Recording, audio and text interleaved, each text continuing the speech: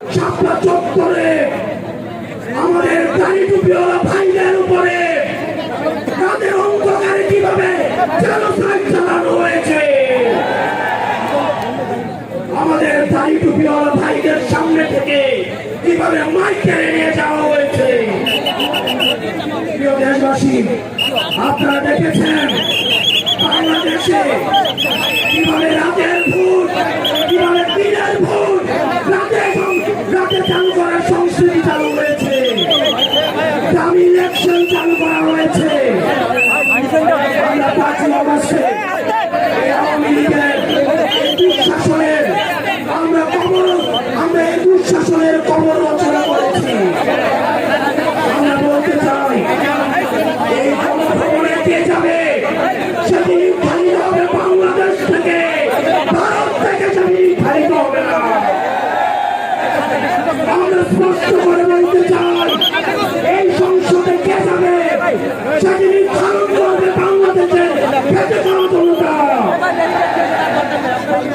এই সংসদের মস্তকে কে বসবে সেদিন নির্ধারণ করবে এই ভূখণ্ডের মধ্যে যারা রয়েছে সেই ভূখণ্ডের মানুষ। আমরা দীর্ঘ ১.৫ দশকের বেশি সময় ধরে আমরা এটা জাতি করে তুলতে পারি নাই। বিভাজনের রাজনীতি আমাদের মধ্যে ইচ্ছাকৃতভাবে জিয়ে রাখা হয়েছে। আমরা স্টেট ডেভেলপ করতে পারি নাই, আমরা নেশন ডেভেলপ করতে পারি নাই, আমাদের প্রতিষ্ঠানগুলি ভেঙে গিয়েছে, আমরা সুশাসন নিশ্চিত করতে পারি নাই, আমরা ফাংশনাল ব্যুরোক্রেসি নিশ্চিত করতে পারি নাই, আমরা স্বাধীন পুলিশ নিশ্চিত করতে পারি নাই, স্বাধীন বিচার বিভাগ নিশ্চিত করতে পারি নাই।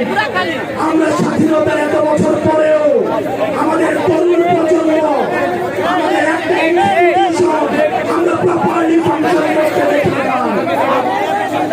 আমরা আপনাদের কাছে কমিটমেন্ট দিতে চাই এই তরুণ প্রজন্ম আমরা ইনস্টিটিউশনগুলোকে প্রপারলি ফাংশনাল করব। আমরা আপনাদেরকে কমিটমেন্ট দিতে চাই এই বিভাজনের রাজনীতির ঊর্ধ্বে উঠে আমরা একতার রাজনীতি বাংলাদেশে চালু করব। আমরা স্টেট ডেভেলপ করব। আমরা এই ভূখণ্ডের অধিকার আমরা আদায় করতে পারি না। আমাদেরকে মাথায় রাখতে হবে বিদেশের সাথে আমাদের বন্ধুত্বপূর্ণ সম্পর্ক থাকবে, কিন্তু কোন প্রেসক্রিপশনের সম্পর্ক থাকবে না।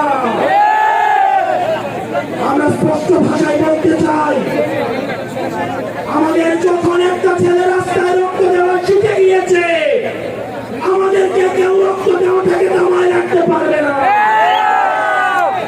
সুতরাং আমরা স্পষ্ট ভাষায় বলতে চাই আমাদের প্রবীণ রাজনীতিবিদ যারা রয়েছে তাদের অভিজ্ঞতা এবং তরুণদের ত্যাগদীপ্ত এবং অকুত ভয় যে নেচার রয়েছে সেটার মিথস্ক্রিয়ায় আমরা পরবর্তী বাংলাদেশ নির্মাণ করব।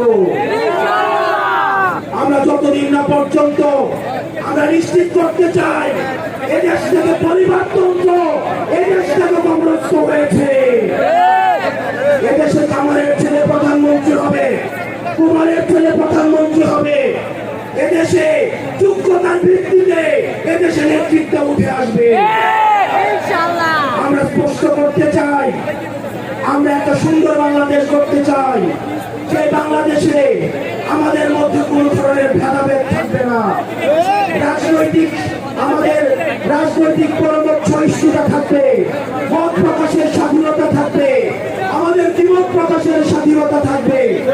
আমরা একটা সমৃদ্ধ বাংলাদেশ গঠন করার জন্য আমরা আপনাদের কাছে কমিটমেন্ট দিচ্ছি, আমরা প্রতিজ্ঞা করছি। এই প্রতিজ্ঞার সাথে যারা যারা একমত হয়েছেন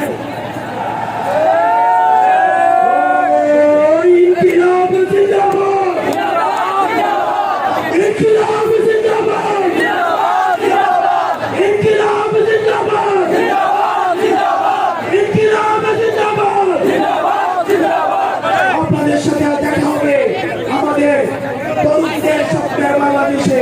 আসসালামু আলাইকুম ওয়া রাহমাতুল্লাহ।